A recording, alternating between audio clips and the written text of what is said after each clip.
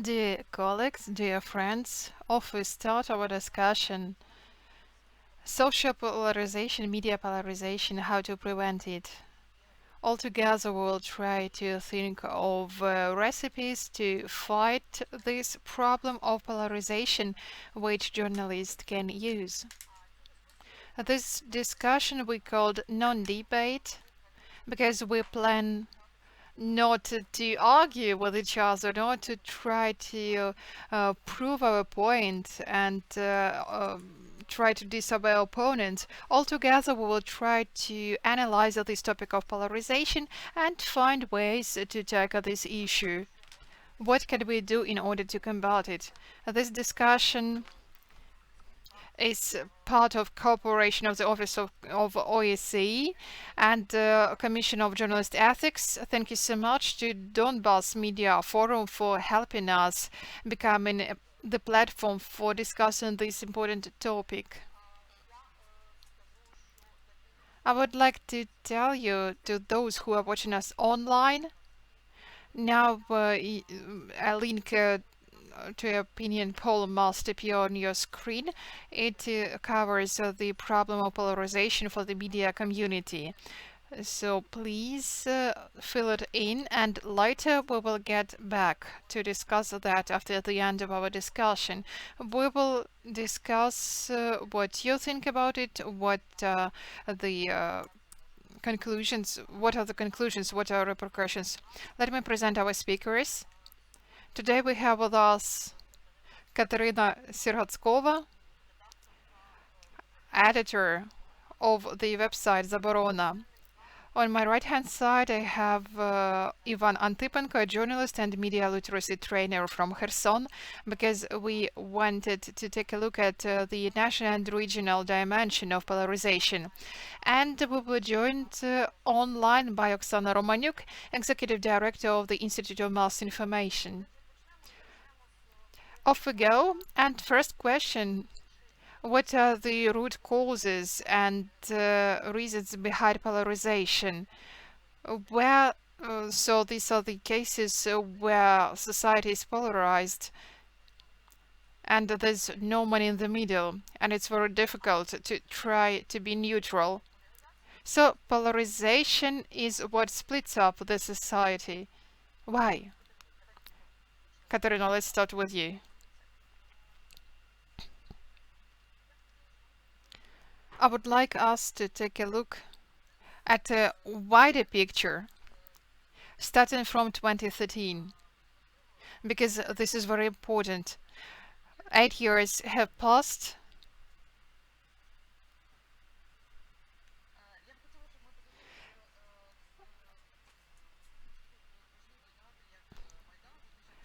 The Revolution of Dignity in 2013. In a short several months, we will celebrate its anniversary of the start of this revolution, after which Ukraine has changed a lot. And let us remind ourselves why people, why journalists and media experts protested on Maidan. Back then, our country, the majority of the money was concentrated in oligarchs' pockets. As many of you understand, it means that oligarchs control politicians, public officials. They have their own channels, TV channels, own media, where they push their agenda. In 2013,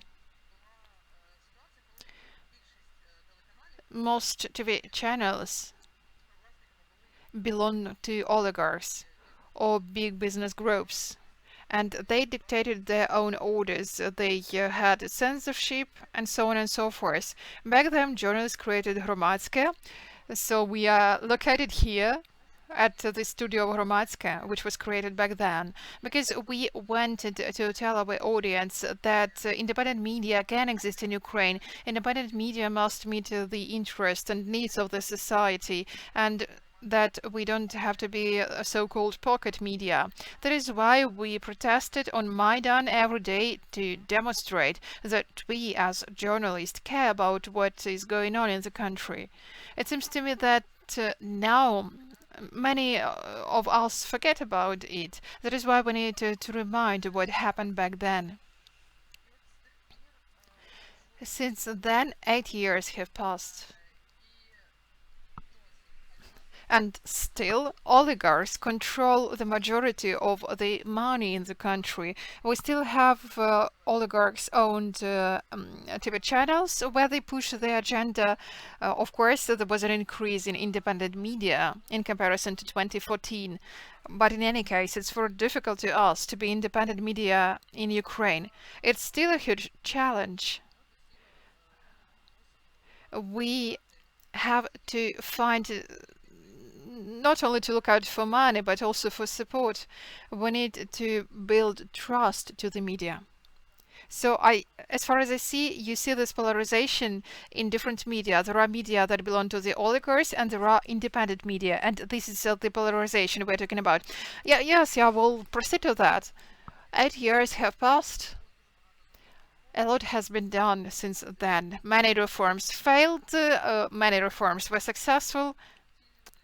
However, those people, those journalists that went out in the streets during the Revolution of Dignity, we all argued with each other, we all stopped talking to each other. A lot of journalists went somewhere else, they switched professions, and I think we need to discuss that because that's part of the problem. In a situation where oligarchs push their agenda through the media and control the media,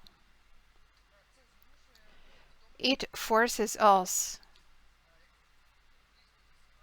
to spread this agenda which is based on the attitude to independent journalists. They often bullied. People try to find something wrong with us. They always criticize us. They want to prevent us from conveying truthful information to the society. Or if we manage to convey this information, they try to discredit and marginalize us. I see the root cause that we still have the system according to which we are told what we need to do. So you see polarization as a manipulation of truth or independent views. That's what you mean by polarization. This is what shapes our information space, right? Yes, okay. This situation exists not only in Ukraine. We are not unique. However, we must have safeguards. There are specialized organizations. We will discuss it later, so let's first speak of polarization. And now I would like to ask Oksana Romaniuk. Oksana, so how do you see this issue? You have a lot of research at the Institute of Mass Information in social media and traditional media. So where does this polarization stem from? Oksana, we cannot hear you. Can you please turn on your mic? We can hear you. I see 5 root causes for this polarization. First, one of the key causes, this is populism of the politicians. Who, especially now, even though we have some time before parliamentary campaign, but this campaign has started even now. And now it's a manipulative polarization by politicians on the oligarchic channels. It's even difficult to watch it all. Second reason is that media in our country didn't become independent, and I mean TV channels. That's why I encourage citizens to watch and support Suspilne. And as for other TV channels, for 3 years, no media reform was conducted. We did not see the new law on the media. We did not see establishment of the new independent regulator, the one that exists in Europe, which On the one hand is defending rights of the citizens, the right for the information, and also freedom of speech. Third is the basic design of social media. Many researches have been conducted which show that expression indignation gets this position higher. That's why negative emotions are rewarded in the social media. Shares, likes, that's what they get. And there is also the research that shows that a closed community, even if it's very calm in this closed, and then in this closed community, polarization will be promoted by the basic design of the social media. You know, some emotional posts will be shown more, they will get more likes, and even the most quietest, community will be polarized through the algorithms of social media. It's worth talking about it. It is a big problem because as a result, the result we see in the real life. Another reason is the quality of media. Yes, we have the problem with the independency, but also media often makes up news instead of, telling the news. So they just, create some title to attract attention. But that's also polarization. And the last reason is the social reason. Because we are the new democracy. We are on the.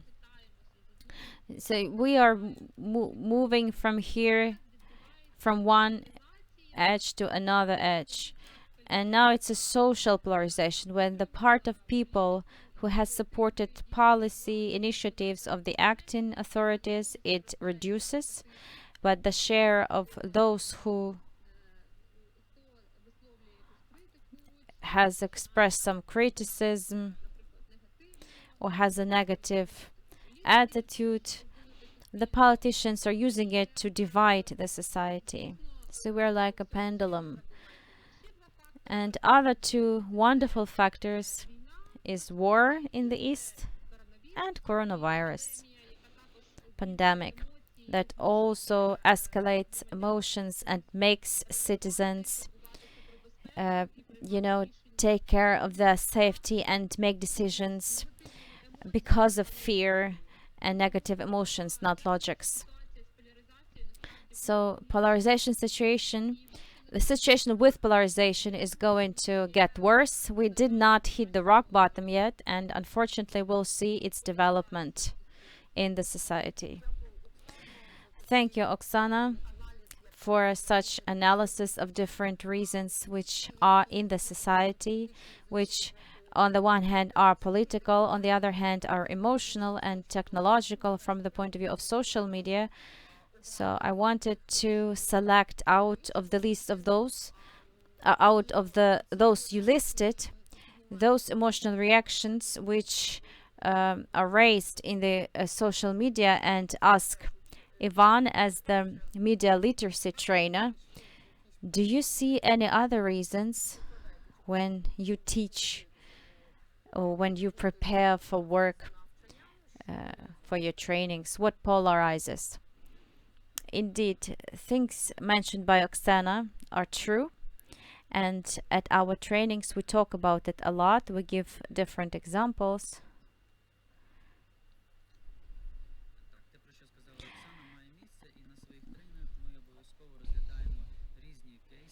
And we go through different cases where media become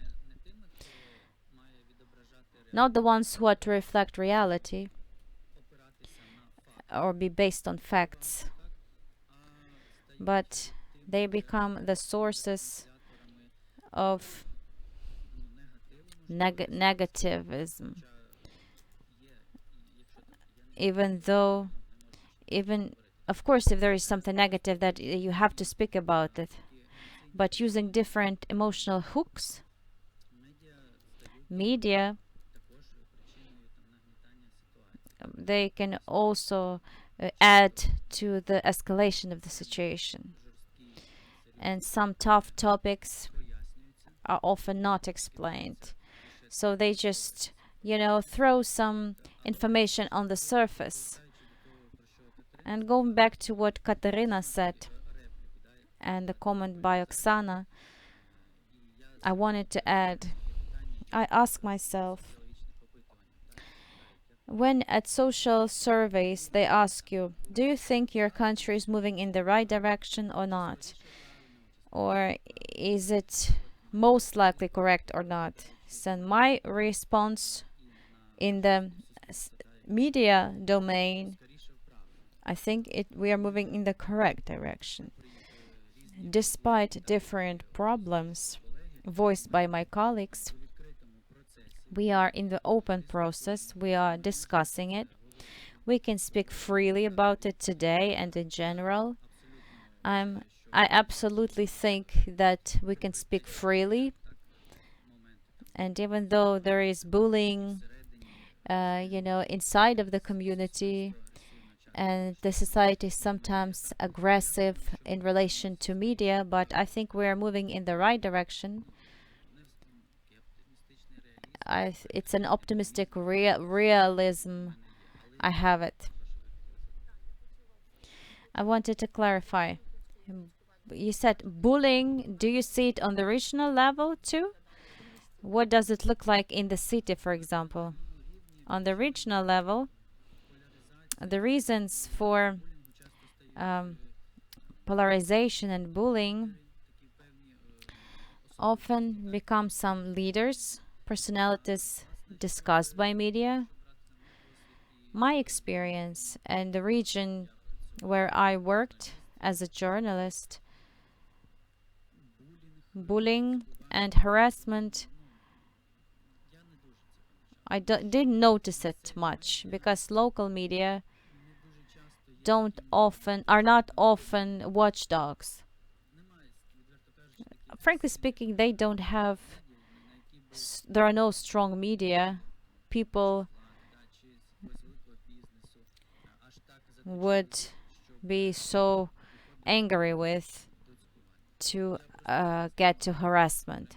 I cannot give you some bright examples now. So if the journalist or the media does not publish some very bright or tough materials, raising some painful topics for the community, then no polarization takes place. Unlike independent media, I have recently returned from training in Poltava. We worked with regional journalists from different regions. I don't want to offend anyone, but there's a question about quality, what Oksana mentioned. The quality of media is under question mark.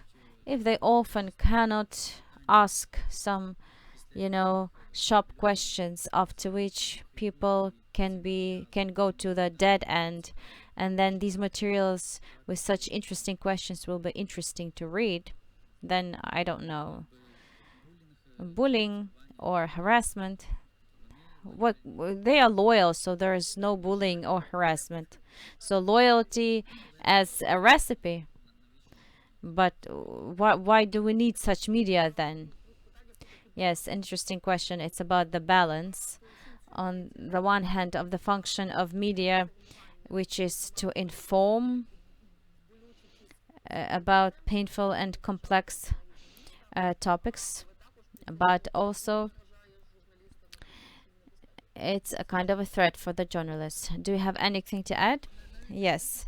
Even a few things I would like to comment on in response, to the comment that we're moving in the right direction. I will tell you about my view of the situation with the media in Ukraine. It seems to me that we don't fully understand that.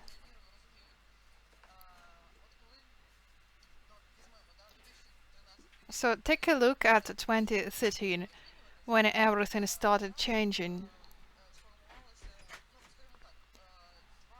We had two or three camps, so to say. The first camp was with oligarch-owned media, which were pro-Ukrainian. This word was very popular back then. Second camp was pro-Russian media, and third, independent media, independent journalists who were trying to increase the quality of information. Since then, this oligarch-owned media hasn't changed much. They were living in their own bubble where there were no standards at all. Those research that the IMI is carrying out show that there is no standards. On the TSN channel, you won't find balanced news. In 2019, there were a lot of people belonging to the biggest oligarch-owned channel in Ukraine. They went to join the authorities. They became MPs, ministers, public officials. A lot of those people, they started as journalists. They are former journalists or former PR managers. These were people who actually created those two channels. For example, the Minister of Culture, he used to be a journalist. Our president, he also used to be a showman. Today we see that those people understand how media works.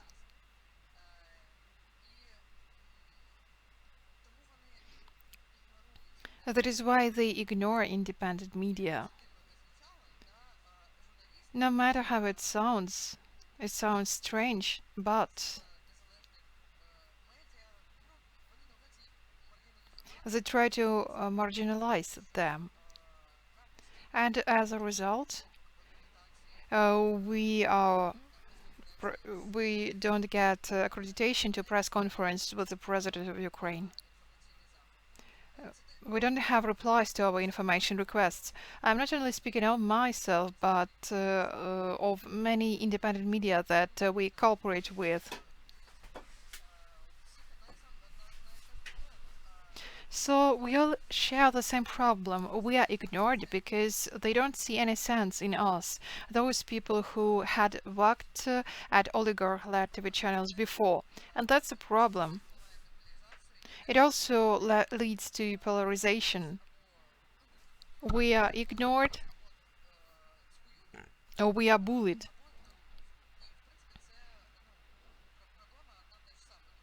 The problem is the same. People leave the journalistic profession. Very often highly qualified people go somewhere else because this is quite toxic, it's sometimes dangerous.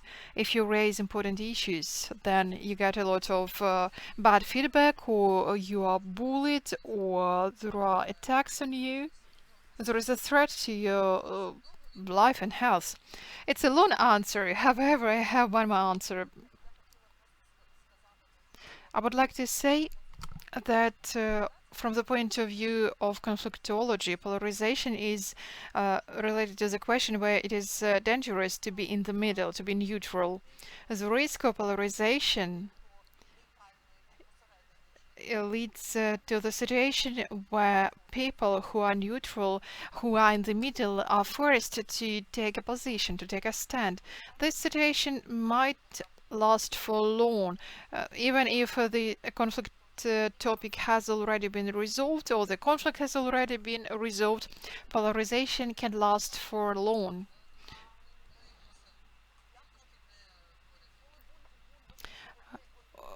We are not only talking about the social bubbles, because there are no bridges between those groups of people. I would like to ask our speakers, how do you see the consequences of polarization for the media, for journalists? Katerina has already answered partly this question. It forces journalists to leave their profession. Now we would like to ask Oksana first. So, in your opinion, what are the consequences for journalists? The consequences of polarization, I mean. Microphone? You said a very important thing: polarization, negative attitude. This is what forces us to choose one of the sides. This attitude of the government, of the administration towards independent journalists who just try to do their job. If they don't get accreditation, or if they get gag orders, or if they are attacked, they just push these independent journalists out, and therefore these journalists become an opposition. If the state would create conditions for work of this journalist, the state does its best to create a new movement of journalists. This is what we experienced in 2011 and many times later. We have many former communication specialists in the current authorities. As a media expert, I don't even know. I always wanted to say them, what are you doing? This is once again communication failure. Why do you try to inflate this scandal through bloggers? You just force people to choose one of these sides instead of solving a concrete issue. Instead of reaching compromise, instead of creating conditions for favorable development of independent media. Nothing has been done in that area, and now we are seeing the consequences. Yesterday there was a Schuster TV show at Akhmetov TV channels. There was a tectonic shift. For the first time in many years I saw where that Poroshenko, Avakova, and many other representatives of the opposition camp went to take part in this program. This became the result of the policy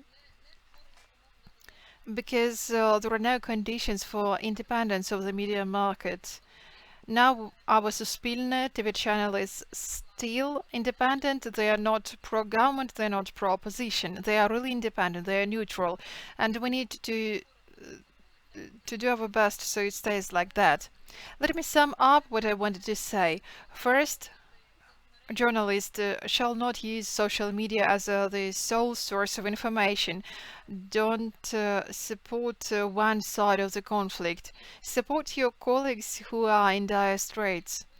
As and we are just approaching elections, and it seems to me, of course, it will also have an impact on the media sphere. And I don't exclude kind of a new union of journalists in a new format. Thank you. I would like to ask Ivan and Katerina, what are the potential consequences for journalists, for independent media, when the society is split up in half? Do you think that the media community is also split up in this case? I think that in any case it doesn't make an injustice to the situation. What I want to say is that this process is a long one and there are no clear answers, no recipes. What I didn't like in the media community, in regional media community and national media community, maybe I don't know what is happening in Kiev or in media community of the capital. What I disliked most, these were constant bad quarrels, which didn't lead to anything as a result. They just worsen the relationship between the editorial offices, between the journalists and the society. There's nothing. There's no truth, there's no quality based on these arguments. The media is polarized as participants of this conflict.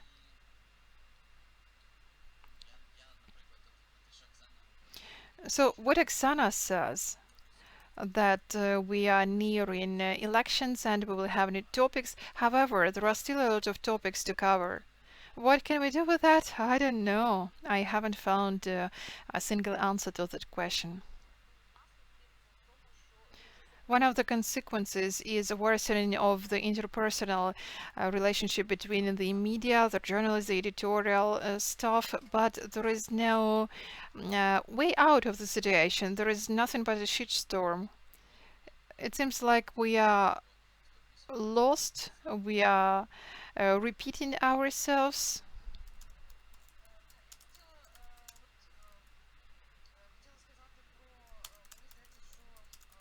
It seems to me when Oksana said that we need to unite our forces, I think it's quite difficult when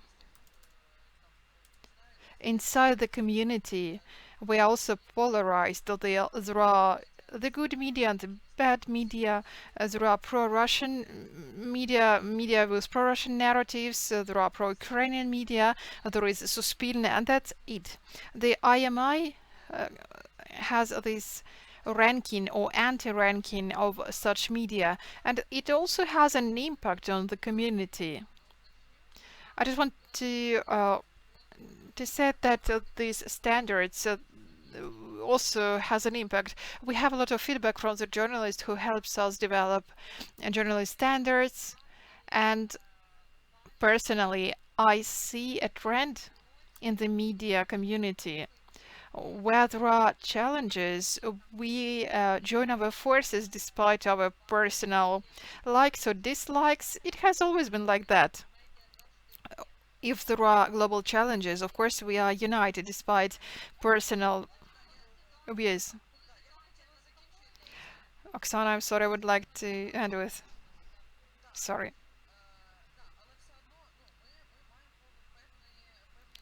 But we have consequences because of that.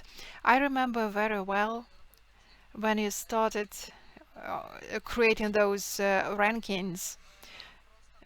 So one thing is when we are talking about standards, about violation of those standards, it's a normal procedure. We can talk about that. It would be great if there would be trainings for journalists. If there would be even more trainings and communication between journalists and trainers with journalists not from the so-called independent community.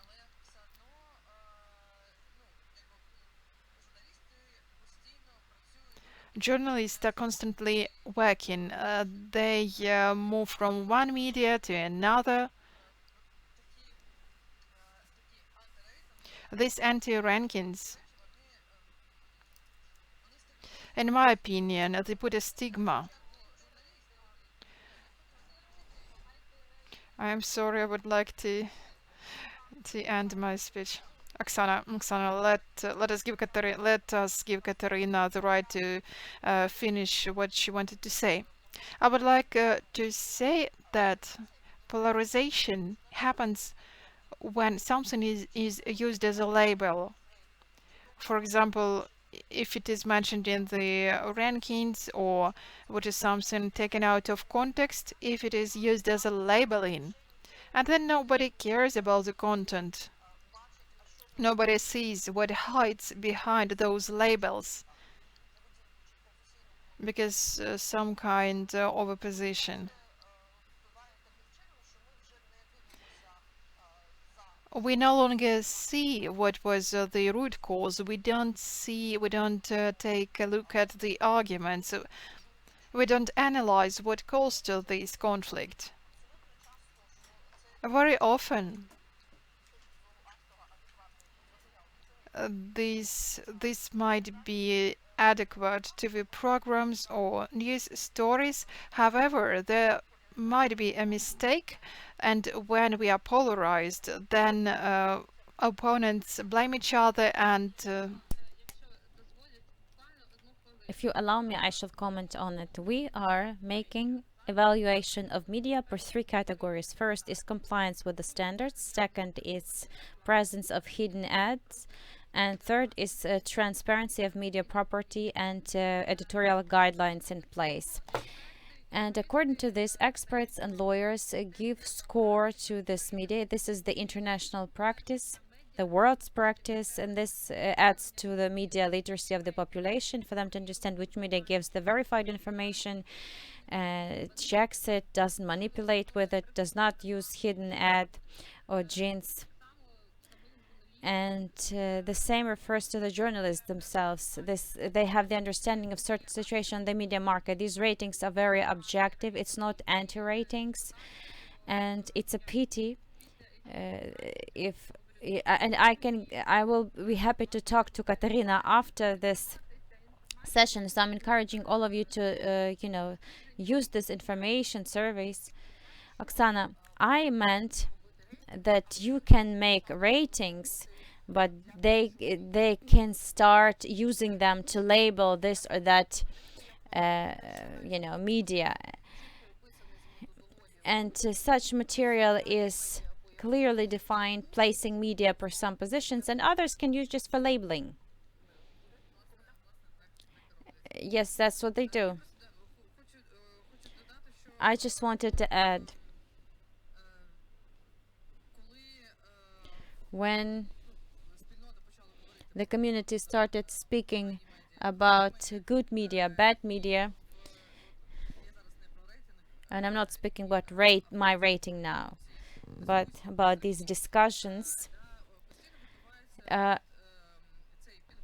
this ping pong is happening all the time. Who's the bad guy, who's the good guy, which influences a lot, not just the way we communicate with each other because we just stopped communicating, but it influences the safety of the journalists, because somebody from the minister, the minister of the interior, for example, some information approaches him that this media outlet said something about him, that there was something wrong with him. So he will think they will not investigate attacks on the journalists of this media because they don't deserve it. This is a dangerous situation, and the preventive mechanism for such situations are very little left. And it's connected with a number of effects, and Oksana can tell a lot more about it. But I think for years, a slow but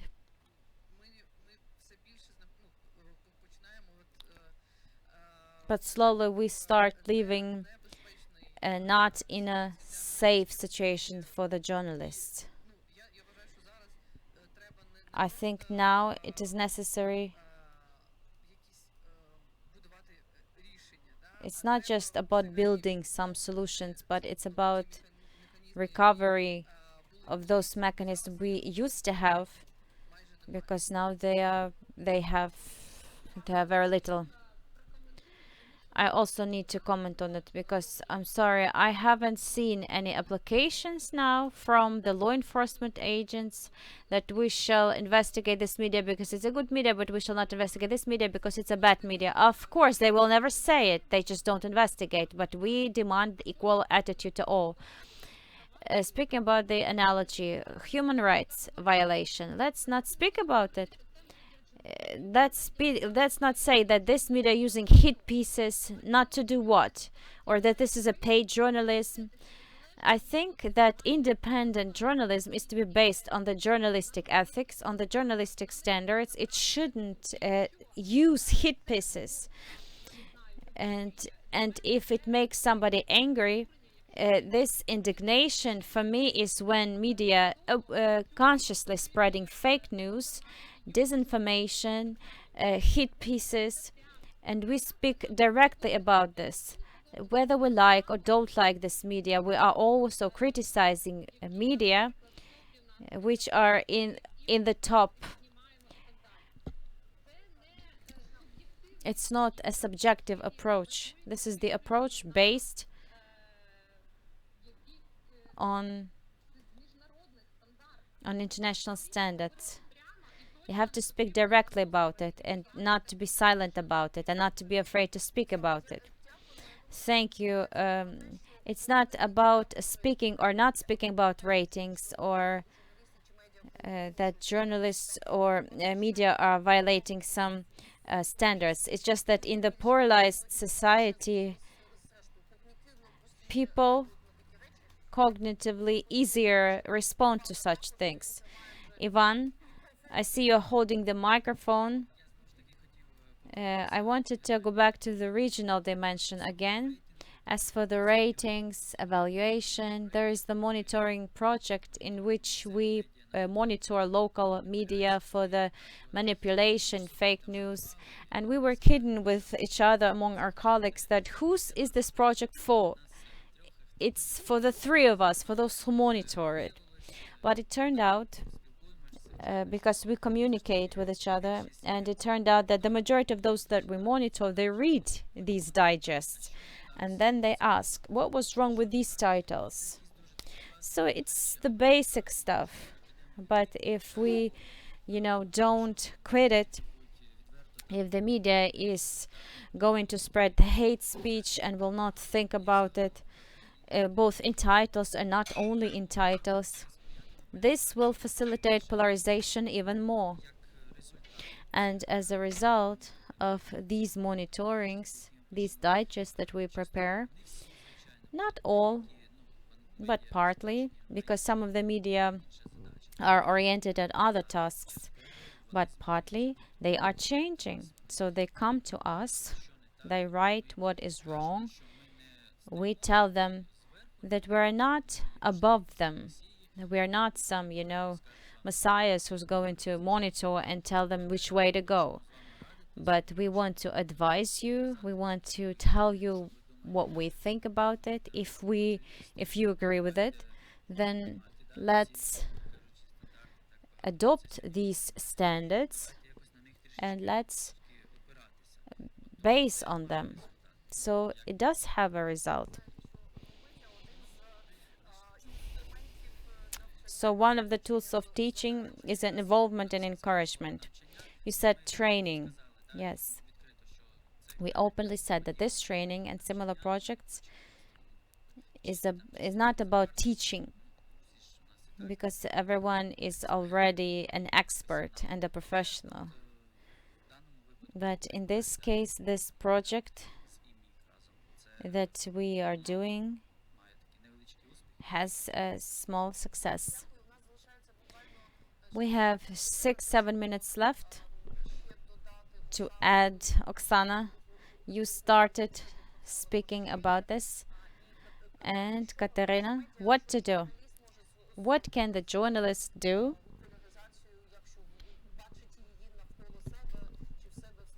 with polarization if he sees it on his, Instagram?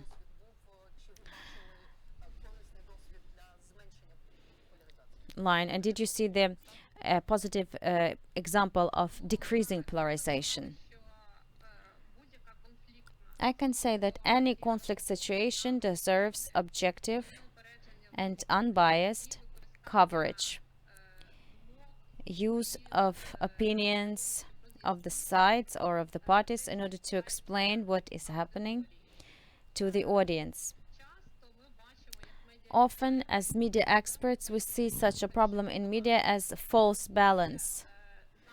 When instead, so what is the aim of the standard of balance? The aim of this standard is to show the truth for the maximum, to cover the situation.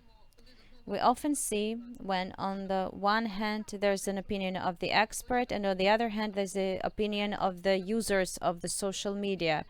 It can be 10 different posts in social media. It will be a rough violation and way to polarization.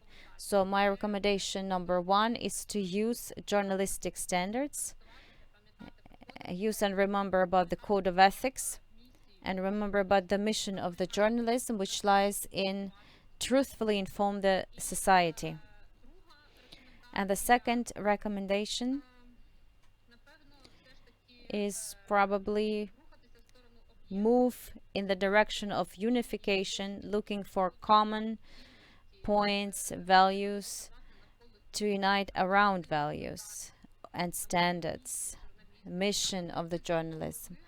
I think it is possible and I believe in this. And the third thing, I really would like for us in Ukraine to have a new media legislation which would help the media sector to develop so that media could earn good money and not to depend upon this redistribution of the market that is dictating the editorial policy.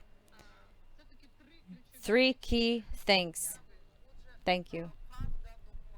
So the truth helps people who are not that emotionally involved in the conflict to understand what's happening there. So unification around values and the new legislation that would give us the chance to develop. Katerina, your recipe? I'm very pessimistic about this. Well, at least for the nearest future. Because I think that the majority of mechanisms which could have precluded from polarization, we have run out of them, and we are in a complex situation now. Social media and that direction which they move, they don't add to it, or they contribute, or they only make it worse, including us having big outflow of professional stuff from journalism. It's also a challenge that is connected with polarization, for sure, because people burn out because of the toxic atmosphere. So we have not just support each other, but we have to find new people, new generation, build new connections with these people, teach them the standards and how the independent journalism should work. We have to drag them out of those places where there are no such standards yet, and to create the culture of communication. This is the part of the solution and also the part of the problem, because if we can solve this, it will help a lot to perhaps get some stuff back in the profession and money. That our sphere is very devaluated, and it's difficult to look for funds at. So it's a big story about the economy of media. But I think if we can, fix the culture, it'll help us. But that's in the long-term perspective, and we need the conflict specialists. So we have to look for the new generation to rebuild the culture of relationships, and after all, we are becoming the solution to this problem, not just part of it. So this is the shift that can change with all of us. We are to look for opportunities to become part of the solution. Thank you, dear speakers, Katerina, Oksana, Ivan. Thank you, those who were watching and listening to us. We wish you all to renew your connections if you broke them.